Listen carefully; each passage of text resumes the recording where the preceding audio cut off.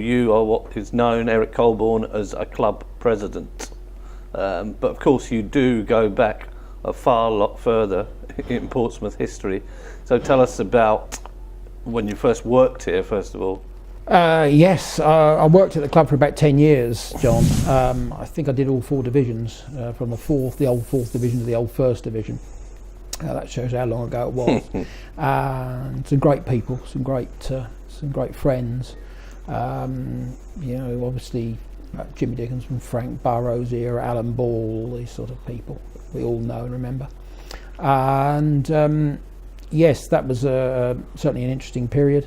I started the Portsmouth Lottery back in, I think it was 1978. Before lotteries were very famous. Indeed so, yes. That was very, very successful in its day, and great to see the Pompey Lottery supporting the academy, which obviously is so important to the football club today, all those years later. So that's something that's sort of gone forward, and great times. Obviously, for all the promotions in those times, were great memories. Great memories.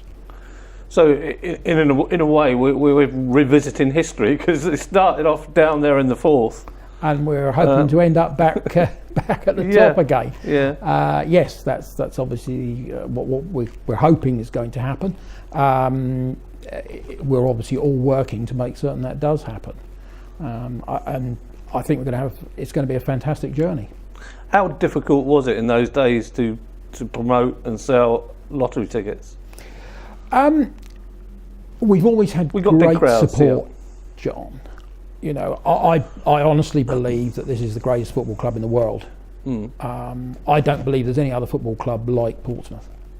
I don't think any other football club in our situation could have got 2,500 or more people to contribute £1,000 towards a share of their football club. Not in the situation that it was in only 3 years ago, 4 years ago, 3 years ago. And I honestly believe they're super supporters. They're fantastic people, and they were fantastic people then in '78, and they supported the lottery very, very well, and it was a major source of income for the football club in those days. Because a lot actually hasn't changed either, because the club were in crisis at some time during that period, weren't they? Yes, I mean, it seems in history we've gone from one crisis to the next, and we never built anything here. It was, I think everyone says it was built on sand, and that's true. I mean, if you look at when we took the football club over, which is less than 3 years ago, we didn't have anything. Everything had gone. We had a very, very old ground. Well, we didn't even have that when we started. Obviously, we had to get that. And we're now trying to build infrastructure. We're trying to obviously build for the future, and it's going to take time. You can't do these things overnight, much as we'd like to. It takes time, lots of people's very hard work, and money, needless to say. You're also a fan, shouldn't gloss over that. No, been a fan all my life, from standing on the terrace, my very early days. I can go back to the mid 60s. I think my first game was probably somewhere about 67, something like that. Right. And I just fell in love with the club. Yeah. And the whole atmosphere and everything about the football club. Great friends obviously made over the years, and I know so many people obviously who still come today. Yeah. And I think it's so important that you remember people in the past, sort of thing, and bring people into the football club that may not be here now. May have drifted away or whatever. And I'm always keen to try and get people back. You often talk to people and say, "Oh, I used to go years ago, or a few years ago, but I gave up because of this or that or whatever." And I always try to encourage people to come back, because I think once you get the bug, you've always got it. It's just a matter of rekindling it again. Let's take us now into the present. Yep. You are what is known as a club president. A lot of people still won't understand the difference between what a president is and what a trust board member is. So explain the difference in your own words as you see it. Right. I think we've got to go back 3 years here, or over 3 years ago now, to when the club was in administration. The problem lay, and to be honest with you, I think this is the only football club, a major football club, that ever get taken over by the fans. I seriously believe that.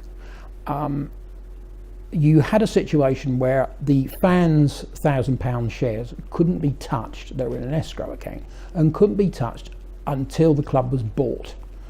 So their money was ring-fenced, it was safe, there was no danger.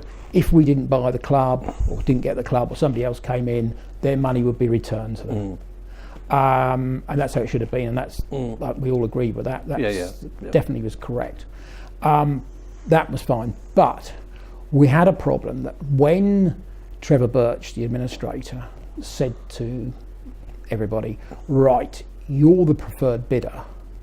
Well, we were the last man standing, so therefore we had to be the preferred bidder in the October. You're the preferred bidder now, and by the way, until you take the football club over, you will have to fund the losses at the football club on a week-to-week basis. Now, that was a bit of an awkward situation, obviously, because we couldn't touch the fans' money. So we needed a group of people that were prepared to lose money, fighting court costs, obviously to get the ground, all our legal expenses, and to fund the football club until such time as we took it over. Now, obviously, that was the difference that makes these people called presidents, or high net worths, I think they were called in those days. We call them presidents now, sort of thing. It was just a group of people that were prepared to put money up, and obviously lose that money if we didn't take the football club over. I think that they are, I'm a supporter. They're all supporters. This is the thing to remember. They're not people that have been brought in from here, there, and everywhere. These are people that I think nearly all of them were season ticket holders. Nearly all of them were season ticket holders. All of them were lifelong supporters. I think everybody barring one was born in Portsmouth. These are all proper supporters, great supporters that came together to put their money in, large sums of money in, to fund the club from the October right through to the April when we actually took the football club over. You're too nice a man to say, but there is a minimum investment involved there, wasn't there? Yes, I mean, it was a major sum of money, and as I say, these people are phenomenal people. Obviously you've got the chairman Ian McGuinness and the other two board members in Chris Moth and John Kirk. Then there are another 12 or 13 of us as well, and they've all done a fantastic job of supporting this football club, getting this football club for the fans. And to be honest, without those people we wouldn't have a football club, and that's why I think it'll only ever happen at Portsmouth. How does a president then interact with a trust board member? Where's the join? Right, well, I am both, because I've been co-opted onto the trust board. At the end of last year I got co-opted onto the trust board. We felt it was important that we were all together, talking together, bouncing ideas off one another, because at the end of the day everybody wants the football club to be successful. There's this sort of thinking that there are people that are in it for their own gain, or something like what they can get out of it, or power or something. But that's absolutely not the case. All these people are tremendous supporters and are very, very keen to push this football club forward. What we want is success on the pitch and off the pitch. We want a sustainable football club that's going to go forward. And certainly, I think in 3 years, everybody's done a fantastic job. Now we've got to carry that forward and move forward, as one. And that's why I've joined the trust board, I've been co-opted onto the trust board, so that we can talk obviously about the issues that are going to come up in the future, and there will be issues. We all see things slightly differently, but at the end of the day, we're all supporters wanting the same thing. Do you get access to board meetings? No, I don't, John. We have the advisory board, which is the president's board. Obviously, they're dealing with issues, the major issues on the football club. And the trust board deals with all issues, if you like, on the board. And then you've got 3 trust board members on the actual club board itself. And Ian McGuinness, John Kirk and Chris Moth are the other 3, and our solicitor as well. You can kind of see within all that myriad how people actually get sort of cannot comprehend what's what and who's who. No, because there's no other football club like it. There's no other board like it. It's totally out on its own. Yes, it is confusing, and people. I don't think people understand it. Quite honestly, no, I don't think they do understand it. But I think the thing that I always come back to is, look, everybody here involved is a supporter. These are people that have supported this football club through thick and thin, and they are here for the good of the football club. And the things that we've managed to do in those 3 years, I think, is phenomenal. It's the first time ever we own our own training ground. We were in the Premiership and we didn't own our own training ground.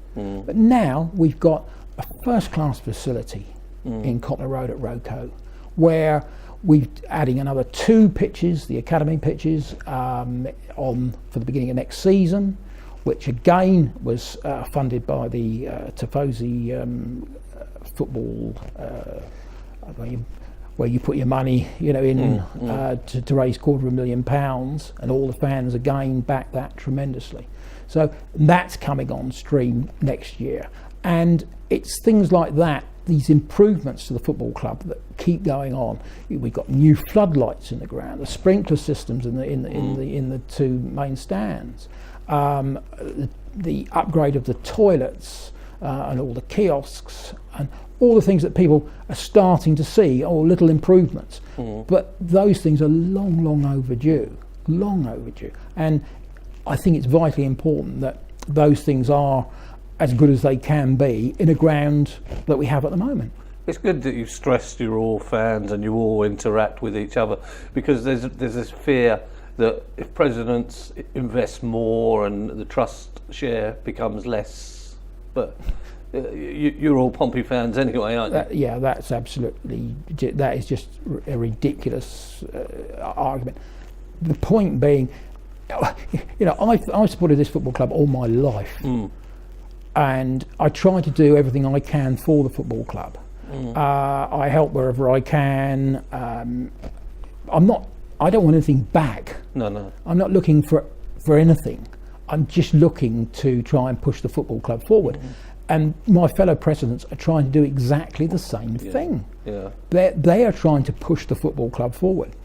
People, as I say, I think because of the history of the football club, they've seen people coming in and, milking the football club. But that is something that, thank God, has stopped. We've put an end to all that. And we've got some great people now at the football club. And we've got people, not just presidents, but people actually who are employed by the football club now to push the model forward, push the football club forward. I hate that word brand that keeps going. The brand. I loathe that. You, me too. You and me both. It's a football club. It's a living, breathing football club. That's what it is. It's a football club is only as good as its supporters. That is what a football club is. It's all about its supporters. Whether they're sat in the director's box or whether they're sat in the frat end with me, they're all football supporters pushing this football club forward. And that's what we want. That's an interesting point, because as a president, you could have a few more perks, but you choose to sit with the fans in the frat, and then you'll be sitting with them at Dagenham on Saturday. Standing, actually, yeah. Standing, even better. So you haven't lost the humble origins that you actually started with. No, exactly the same person I was when I was years ago. When I was at the football club years ago. It's not an us and them thing, Johnny. No. It's about we're all supporters. Yeah. Yes, I'm only too pleased that here we're sat in the boardroom at Portsmouth Football Club. Fantastic. It's great. And I'm very, very pleased and proud that we're upgrading. We've managed to upgrade the lounges here. We've got some fantastic people in doing a great job. Obviously led by Mark Catlin, our Chief Executive Officer, who's come in and has done a phenomenal job at the football club. I've never known anybody, a CEO at any football club, do what he's doing. He's so approachable. Everybody can approach Mark, and that's phenomenal. I don't know any other football club where that happens. No. He's tremendous.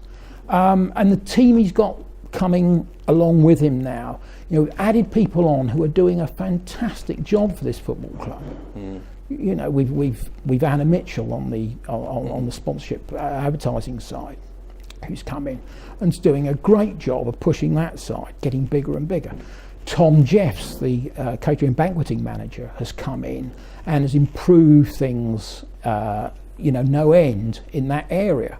So whether you're a corporate supporter or prawn sandwich or whatever you want to call them, supporter, I don't mind. I'm probably if that's what you like, that's great. I want to push that. But if you want to sit on the fratting end, and shout and scream and sing your heart out, great. I'm all for it. I don't mind where the supporters are, as long as they're supporting our football club and enjoying themselves. That's the main thing. I'm looking for people to come along and have a great time at Portsmouth Football Club, led by obviously our chairman Ian McGuinness and our chief executive Mark Catlin. Now the club we all want to see go up to League One sooner than later. Inevitably someday, hopefully in the future, it will go into the Championship. That becomes a new financial animal then. Yep. So what then? Well, once again, this is what we're talking about at the moment. Obviously, the stadium is being talked about at the moment. But these are issues we've been talking about for 3 years and more than 3 years. Yes, there's going to be more financial investment required in this football club sooner rather than later. Because it's no good waiting to get to the Championship and then saying, well, what are we going to do about it? You've got to have plans in place to deal with these things. And that is obviously what we're trying to do at the moment. Certainly in the President's Advisory Board, they've been looking at that now for the last 3 years, and they realise the problems that will cause. It will cause problems. You can't just continue on forever happily going along. No. As somebody always says to me, if you try and stand still, you go backwards. And I think that's very, very true. You have to keep looking to the future, and yes, there will be more finance needed, whether that comes through the presidents or new presidents or the trust or wherever. Hopefully it'll come from everybody, because that's what I want to see. I want to see everybody getting involved in this football club, pushing it forward, if you like, investing in the football club and the people, so that we can compete in the Championship and beyond. But does this spirit that you talk about and this comrademanship, can it somehow, you get new investors, does it get diluted at all along the way if that happens? I think you've got to have safeguards in there, Johnny. We don't want to go back to what we've seen in the past. So yes, you've got to have safeguards. Things, the obvious things. I don't want us playing in red shirts. God help us. I don't want to see us playing in Milton Keynes. I don't. You know what I mean? Those are the things you've got to protect. You've got to make certain that are safe, sound. We're not going to have any of that malarkey going on. No. You've got to put down safeguards. And the presidents are absolutely 100% determined that that's going to happen. They are absolutely 100% certain that is what they want. Everybody's in agreement that these key issues must be laid in stone. if you like, Fratton Park. Okay, the debate about the new, do we go to a new ground or do we stay here? Well, that's everybody's got their, the heart says stay here, and your head sometimes say move. That's obviously what a lot of people will say and think, but it's all got to be done on a financial basis, so that it's a sustainable financial basis.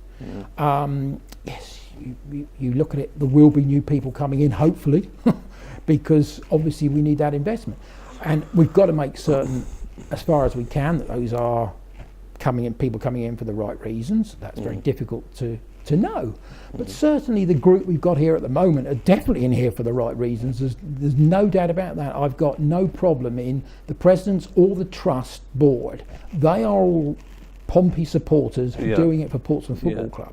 So internal investment I haven't got a problem with. External investment, yes, we'd have to look at that, see where we're going, where it's coming from, and make certain that we're doing the right things with the protection in place that, like with the ground, yes, we don't want to see a situation where Brighton had, for argument's sake, where they sold the ground and then they had nowhere to go and spent years in the wilderness running around all football clubs, playing their games. That's got to be protected. We must 100% make certain that we've got a football ground to play at. Obviously, if it's going to be a new ground, we've got the new ground set up before Fratton Park goes.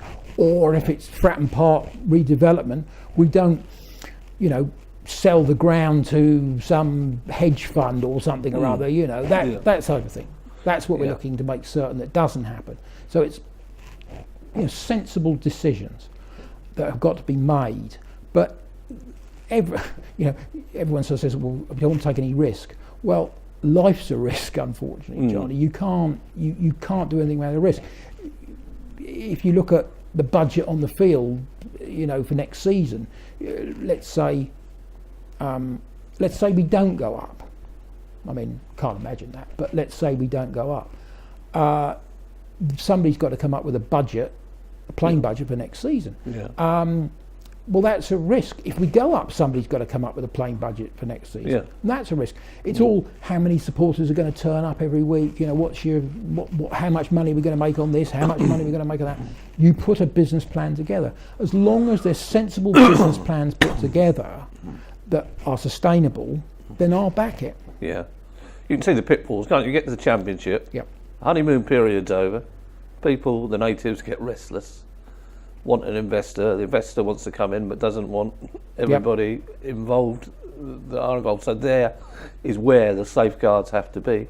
Absolutely, and of course the real safeguard is that if you want to, I don't know, if say you won the Euro lotteries next week, John. Not much chance here, and I don't go into them, but if you did, and you had an enormous amount of money to come in with, and we thought, well, that's good. This is exactly the sort of supporter that we would want in the football club. It would go to the membership, the individual shareholders, to make that vote. But you need nearly everybody to agree. Or certainly 90% of people to agree to make that a sale. So it's in the hands not of one person or a small group of people. It's a massive group of people. So what about the future then? Short term, you meet presumably on a regular basis, presidents? Yes, presidents and trust meet on a regular basis. The presidents have to meet. Well, I say have to meet. They meet at least 4 times a year. But they actually meet more than that. The trust board meet once a month. Most months, the trust board meet. So there's dialogue all the time going on outside the meetings, and that's where we most of the work's done outside the meetings. To be honest with you, obviously you get updates at the meetings, both on the trust and on the advisory board for the president. In the short term, you're working on short-term issues. You're looking at short-term solutions, always trying to improve things. Not necessarily, some of the things are obvious, like, you know, new floodlights, for argument's sake. Well, that's obvious, you know. You can see that, you know. But there are lots of issues and things that go on that people don't realise. I don't think people realise what a wonderful football club in all it is. And when I'm saying that, I'm talking about Portsmouth and the Community, our charity, Portsmouth Club charity. What a wonderful job they do. Claire Martin runs that, and she's also on the trust board. She's on the board in her own right. She was voted in at the end of last year again. Runs Portsmouth in the Community, which is a fantastic organisation, absolutely fantastic organisation. Total Premier League class, you know, quality and class. And I'm sure you know that the extension to the study centre, as I call it, where they meet in Anson Road, is the extension is going to be opening in the next few weeks. Which is another phenomenal facility for the community, which is so important, in my opinion, for the football club. It shows tremendous initiative and the power of people to get things done. That facility, as I say, is going to be phenomenal.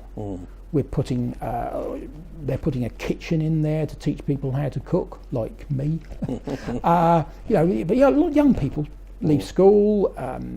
You know, perhaps they haven't got mums and dads. You know, and they're put into bed sit. They can't cook. You know, so you end up. Well, what do? You know, takeaways and the likes of things. So being able to train people to cook, what a fantastic, you know, thing for the community that is.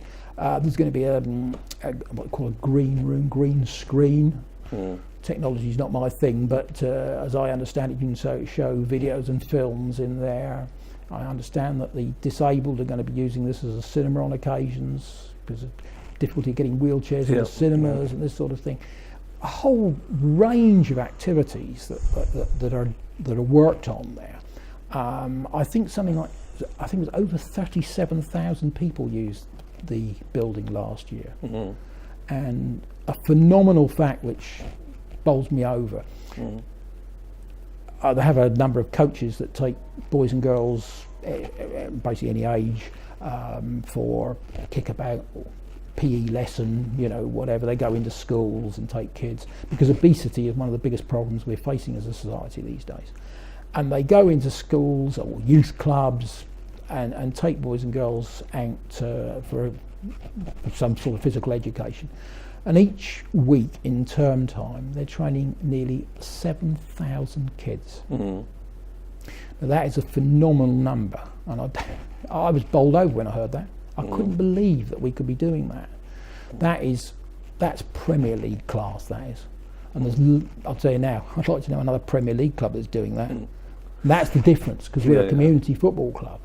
So, all as one going forward, that is our strength. That is our great strength. And that's what makes us the greatest football club in the world. And of course, there's a young generation group. Never forget that at some stage, you've got to have new blood come in and do what everybody's doing. Yeah.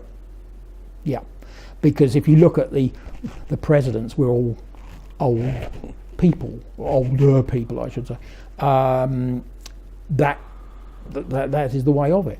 But I mean, the trust board has just recently started the new generation, which is the sort of 16 to 25-year-old group, which I personally felt was a little bit not left out exactly, but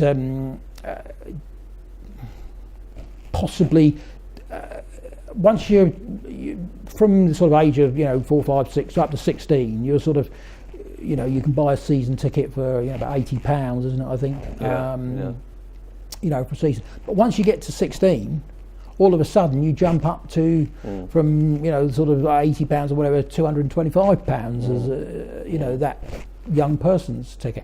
I think all those changes are being looked at as we go. They are, yes, and I think that's important because that's an area we must address and look at. But the thing there is, we wanted to engage those supporters in that group 16 to 25 because the feeling was we were losing a lot of supporters. They leave school and whether they can't afford it or they've got other interests. That there are a lot of other interests available to people these days. Technology. In my days it was just football and girls, but there's lots of other issues these days to take their interest. And I think it's vitally important that we engage this group of people and get their ideas because they've got some fantastic ideas to bring to the party, and we're very, very keen to work with them. And as I say, they form the group, the New Generation Group now. Brad is is chairing that, and we're looking forward to some great feedback from them, and hopefully increase the numbers of that age group that are coming to Fratton Park. I want to see every age group increased at Fratton Park, Johnny. I don't care if you're 4 or 104. I want to see it at Fratton Park. Finally, you have a slogan, and perhaps it epitomises you, and perhaps we should put it up on the wall here. It's not what my football club can do for me, it's what I can do for my football club, which I think sums you up. Well, it's nice of you to say that, Johnny. I think a lot of people are like that. I think the biggest thing I would say, we've got fantastic supporters out there. So many supporters that do so much work for the football club that that's their sort of motto, if you like. And yes, I think it's important that people do help their football club because without those people it's just any other old business, isn't it? Football's a passion. That's what I like about it. It's passion. It's something that you don't get in anything else. The mass of support. I love coming to Fratton Park. I love going to away games, seeing the supporters at away games. Fantastic. I love to see people enjoying themselves at football, having a great time. Reminiscing about fantastic games. You've got some fantastic memories over the years. Even in the 3 years we've had the football club, or under 3 years we had the football club, there's still some fantastic memories. I remember when the Fratton Head had the hours written, on it, when everyone was holding the hours up. I've got that picture in my shop. It's fantastic. I look at it, I think, wow, it's a tremendous memory. And we've got all the other memories going back, and hopefully we're going to have another memory in the next few weeks. That's that promotion to the First Division, which would be a great, fantastic day. And that's what you need. You need to catch people's imaginations. I look at the youngsters. That they get the bug. They get that. That whatever it is, that Portsmouth Football Club thing. And then they get hooked on football. It's like a drug, if you like, sort of thing. You get hooked on football.